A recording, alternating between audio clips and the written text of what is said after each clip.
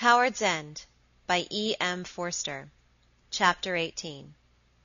As they were seated at Aunt Juley's breakfast table at the Bays, parrying her excessive hospitality and enjoying the view of the bay, a letter came from Margaret and threw her into perturbation.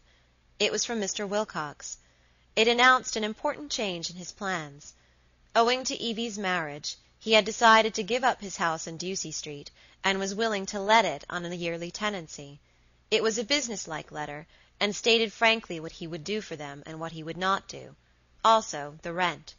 If they approved, Margaret was to come up at once. The words were underlined, as is necessary when dealing with women, and to go over the house with him. If they disapproved, a wire would oblige, as he should put it into the hands of an agent. The letter perturbed because she was not sure what it meant. If he liked her, if he had maneuvered to get her to Simpson's, might this be a maneuver to get her to London, and result in an offer of marriage? She put it to herself as indelicately as possible, in the hope that her brain would cry, "Rubbish! You're a self-conscious fool." But her brain only tingled a little, and was silent, and for a time she sat gazing at the mincing waves, and wondering whether the news would seem strange to the others. As soon as she began speaking, the sound of her own voice reassured her. There could be nothing in it. The replies also were typical, and in the buff of conversation her fears vanished. "You needn't go, though," began her hostess. "I needn't, but hadn't I better? It's really getting rather serious. We let chance after chance slip, and the end of it is that we shall be bundled out bag and baggage into the street. We don't know what we want. That's the mischief with us." "No, we have no real ties," said Helen, helping herself to toast. "Shan't I go up to town today, take the house if it's the least possible, and then come down by the afternoon train tomorrow and start enjoying myself? I shall be no fun to myself or others until this business is off my mind." "But you won't do anything rash, Margaret?" "There's nothing rash to do." "Who are the Wilcoxes?" said Tibby, a question that sounds silly, but was really extremely subtle, as his aunt found to her cost when she tried to answer it. "I don't manage the Wilcoxes. I don't see where they come in." "No more do I," agreed Helen. "It's funny that we just don't lose sight of them. Out of all our hotel acquaintances, Mr. Wilcox is the only one who has stuck. It is now over 3 years, and we have drifted away from far more interesting people in that time." "Interesting people don't get one houses." "Meg, if you start in your honest English vein, I shall throw the treacle at you." "It's a better vein than the Cosmopolitan," said Margaret, getting up. "Now, children, which is it to be? You know the Ducie Street house. Shall I say yes, or shall I say no?" "Tibby, love, which? I'm specially anxious to pin you down." It all depends on what meaning you attach to the word "It depends on nothing of the sort. Say yes." "Say no." Then Margaret spoke rather seriously. "I think," she said, "that our race is degenerating. We cannot settle even this little thing. What will it be like when we have to settle a big one?" "It will be as easy as eating," returned Helen.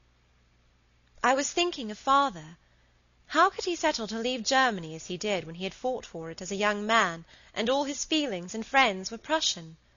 How could he break loose with patriotism and begin aiming at something else? It would have killed me. When he was nearly 40 he could change countries and ideals, and we, at our age, can't change houses. It's humiliating." "Your father may have been able to change countries," said Mrs. Munt with asperity, "and that may or may not be a good thing. But he could change houses no better than you can, in fact, much worse. Never shall I forget what poor Emily suffered in the move from Manchester." "I knew it," cried Helen. "I told you so. It is the little things one bungles at. The big, real ones are nothing when they come." "Bungle, my dear, you are too little to recollect. In fact, you weren't there. But the furniture was actually in the vans and on the move before the lease for Wickham Place was signed, and Emily took train with baby, who was Margaret then, and the smaller luggage for London without so much as knowing where her new home would be. Getting away from that house may be hard, But it is nothing to the misery that we all went through getting you into it." Helen, with her mouth full, cried, "And that's the man who beat the Austrians, and the Danes, and the French, and who beat the Germans that were inside himself, and we're like him." "Speak for yourself," said Tibby. "Remember that I am cosmopolitan, please." "Helen may be right." "Of course she's right," said Helen. Helen might be right, but she did not go up to London. Margaret did that. An interrupted holiday is the worst of the minor worries, and one may be pardoned for feeling morbid when a business letter snatches one away from the sea and friends. She could not believe that her father had ever felt the same. Her eyes had been troubling her lately, so that she could not read in the train, and it bored her to look at the landscape which she had seen but yesterday. At Southampton she waved to Frida. Frida was on her way down to join them at Swanage, and Mrs. Munt had calculated that their trains would cross. But Frida was looking the other way, and Margaret travelled on to town feeling solitary and old-maidish. How like an old maid to fancy that Mr. Wilcox was courting her! She had once visited a spinster, poor, silly, and unattractive, whose mania it was that every man who approached her fell in love. How Margaret's heart had bled for the deluded thing! How she had lectured, reasoned, and in despair acquiesced. "I may have been deceived by the curate, my dear, but the young fellow who brings the midday post really is fond of me, and has, as a matter of fact." It had always seemed to her the most hideous corner of old age, yet she might be driven into it herself by the mere pressure of virginity. Mr. Wilcox met her at Waterloo himself. She felt certain that he was not the same as usual. For one thing, he took offense at everything she said. "This is awfully kind of you," she began, "but I'm afraid it's not going to do. The house has not been built that suits the Schlegel family." "What, have you come up determined not to deal?" "Not exactly." "Not exactly? In that case, let's be starting."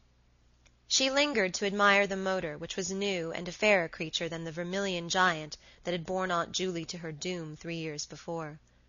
"Presumably it's very beautiful," she said. "How do you like it, Crane?" "Come, let's be starting," repeated her host. "How on earth did you know that my chauffeur was called Crane?" "Why, I know Crane. I've been for a drive with Evie once. I know that you've got a parlour-maid called Milton. I know all sorts of things." "Evie," he echoed in injured tones.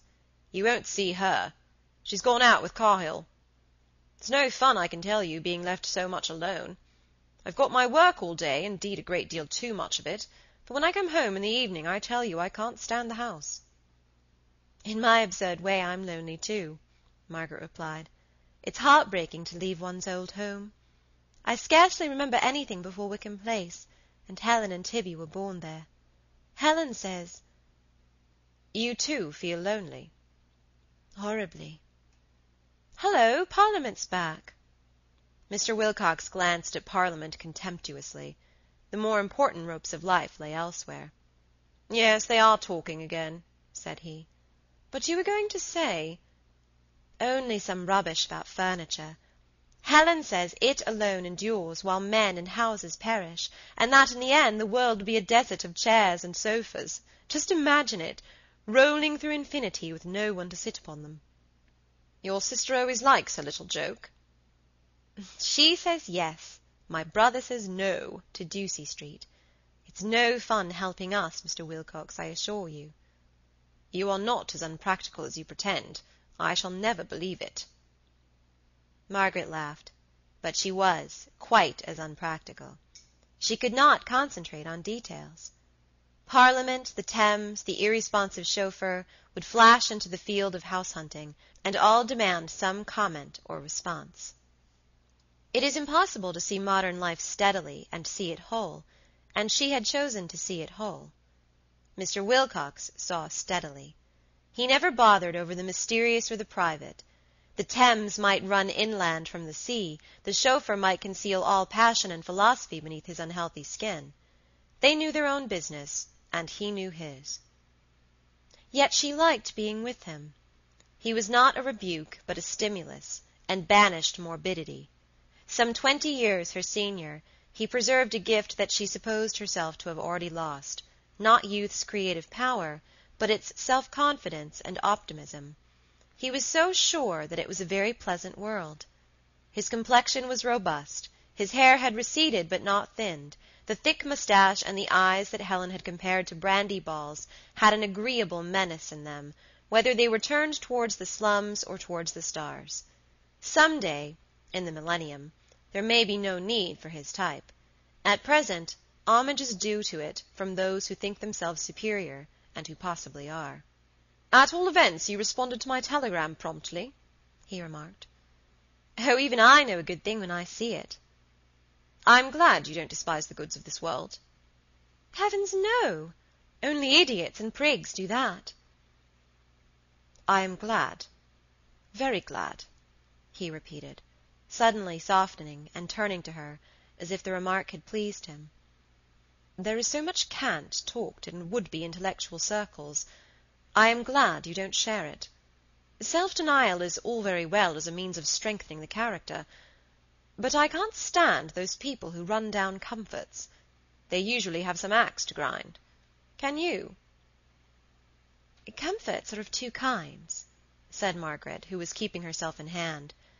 "Those we can share with others, like fire, weather, or music, and those we can't. Food, for instance." "It depends. I mean reasonable comforts, of course. I shouldn't like to think that you—" He bent nearer. The sentence died unfinished. Margaret's head turned very stupid, and the inside of it seemed to revolve like the beacon in a lighthouse. He did not kiss her, for the hour was 12:30, and the car was passing by the stables of Buckingham Palace. But the atmosphere was so charged with emotion that people only seemed to exist on her account, and she was surprised that Crane did not realize this and turn round. Idiot though she might be, surely Mr. Wilcox was more—how should one put it?—more psychological than usual. Always a good judge of character for business purposes, he seemed this afternoon to enlarge his field, and to note qualities outside neatness, obedience, and decision. "I want to go over the whole house," she announced when they arrived. "As soon as I get back to Swanage, which will be tomorrow afternoon, I'll talk it over once more with Helen and Tibby, and wire you yes or no." "Right. The dining room." And they began their survey. The dining room was big, but over-furnished. Chelsea would have moaned aloud. Mr. Wilcox had eschewed those decorative schemes that wince, and relent, and refrain, and achieve beauty by sacrificing comfort and pluck. After so much self-color and self-denial, Margaret viewed with relief the sumptuous dado, the frieze, the gilded wall-paper, amid whose foliage parrots sang. It would never do with her own furniture, but those heavy chairs, that immense sideboard loaded with presentation plate, stood up against its pressure like men. The room suggested men, and Margaret, keen to derive the modern capitalist from the warriors and hunters of the past, saw it as an ancient guest hall where the lord sat at meat among his thanes. Even the Bible, the Dutch Bible that Charles had brought back from the Boer War, fell into position. Such a room admitted loot. "Now the entrance hall." The entrance hall was paved. "Here we fellows smoke." We fellows smoked in chairs of maroon leather. It was as if a motor car had spawned. "Oh, jolly," said Margaret, sinking into one of them. "You do like it?" he said, fixing his eyes on her upturned face, and surely betraying an almost intimate note. "It's all rubbish not making oneself comfortable, isn't it?" "Yes, semi-rubbish. Are those Cruikshanks?" "Gilrays. Shall we go on upstairs?" "Does all this furniture come from Howard's End?" "The Howard's End furniture has all gone to Oniton." However, I'm concerned with the house, not the furniture. How big is this smoking room?" 30 by 15. No, wait a minute. 15.5. Ah, well. Mr. Wilcox, aren't you ever amused at the solemnity with which we middle classes approach the subject of houses? They proceeded to the drawing-room. Chelsea managed better here. It was sallow and ineffective. One could visualize the ladies withdrawing to it, while their lords discussed life's realities below to the accompaniment of cigars. Had Mrs. Wilcox's drawing-room looked thus at Howard's End? Just as this thought entered Margaret's brain, Mr. Wilcox did ask her to be his wife, and the knowledge that she had been right so overcame her that she nearly fainted. But the proposal was not to rank among the world's great love scenes. "Miss Schlegel," his voice was firm, "I have had you up on false pretenses. I wanted to speak about a much more serious matter than a house." Margaret almost answered, "I know." "Could you be induced to share my—is it probable—" "Oh, Mr. Wilcox," she interrupted, holding the piano and averting her eyes. I see. I will write to you afterwards, if I may." He began to stammer. "Miss Schlegel, Margaret, you don't understand." "Oh, yes, indeed, yes," said Margaret. "I am asking you to be my wife." So deep already was her sympathy that when he said, "I am asking you to be my wife," she made herself give a little start. She must show surprise if he expected it. An immense joy came over her. It was indescribable. It had nothing to do with humanity, and most resembled the all-pervading happiness of fine weather.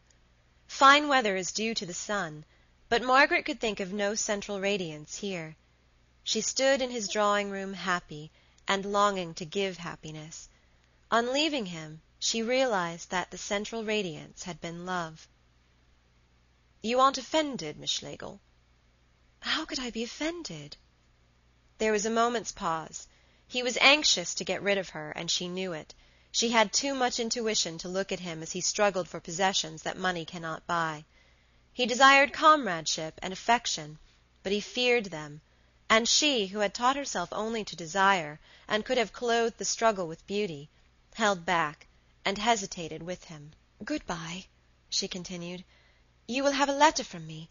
I am going back to Swanage tomorrow." "Thank you." "Good-bye, and it's you I thank." "I may order the motor round, mayn't I?" "That would be most kind." "I wish I had written instead. Ought I to have written?" "Not at all." "There's just one question—" She shook her head. He looked a little bewildered, and they parted. They parted without shaking hands. She had kept the interview, for his sake, in tints of the quietest gray. Yet she thrilled with happiness ere she reached her own house. Others had loved her in the past, if one may apply to their brief desires so grave a word, but those others had been ninnies, young men who had nothing better to do, old men who could find nobody better. And she had often loved, too, but only so far as the facts of sex demanded, mere yearnings for the masculine, to be dismissed for what they were worth with a smile. Never before had her personality been touched. She was not young, or very rich, and it amazed her that a man of any standing should take her seriously. As she sat trying to do accounts in her empty house, amidst beautiful pictures and noble books, waves of emotion broke, as if a tide of passion was flowing through the night air. She shook her head, tried to concentrate her attention, and failed. In vain did she repeat, "But I've been through this sort of thing before." She had never been through it. The big machinery, as opposed to the little, had been set in motion, and the idea that Mr. Wilcox loved obsessed her before she came to love him in return. She would come to no decision yet. "Oh, sir, this is so sudden." That prudish phrase exactly expressed her when her time came. Premonitions are not preparation. She must examine more closely her own nature and his. She must talk it over judicially with Helen. It had been a strange love scene, the central radiance unacknowledged from first to last. She, in his place, would have said, "Ich liebe dich," but perhaps it was not his habit to open the heart. He might have done it if she had pressed him, as a matter of duty, perhaps. England expects every man to open his heart once, but the effort would have jarred him, and never, if she could avoid it, should he lose those defenses that he had chosen to raise against the world. He must never be bothered with emotional talk, or with a display of sympathy. He was an elderly man now, and it would be futile and impudent to correct him. Mrs. Wilcox strayed in and out, ever a welcome ghost, surveying the scene, thought Margaret, without one hint of bitterness. Chapter 19.